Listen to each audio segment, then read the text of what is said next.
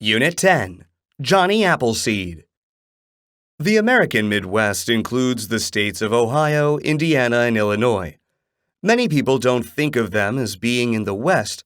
However, in the 1700s and part of the 1800s, they were the frontier in America. The reason is that the early American colonies were all by the Atlantic Ocean, so few people ever went far inland.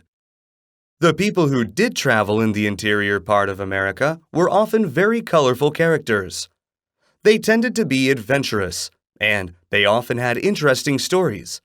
Johnny Appleseed was one of these people. His real name was John Chapman. He was born in Massachusetts in 1774.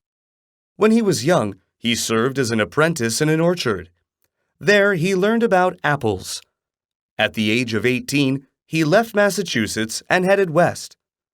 First, he lived in western Pennsylvania. He began planting apple trees. He didn't simply plant trees anywhere, though. Instead, he planted groups of apple trees and took care of them for a year or two. Then, as settlers arrived in the area, he sold the trees to them. Thanks to his love of apple trees, people called him Johnny Appleseed. Johnny soon left Pennsylvania and went west to Ohio. He traveled all around Ohio and planted numerous apple trees. Johnny had a great love of nature. He lived simply, too. He wore cloth sacks for clothes and a cooking pot for a hat. The Indians who saw him respected his love of nature. Even when they were fighting settlers, they left Johnny alone.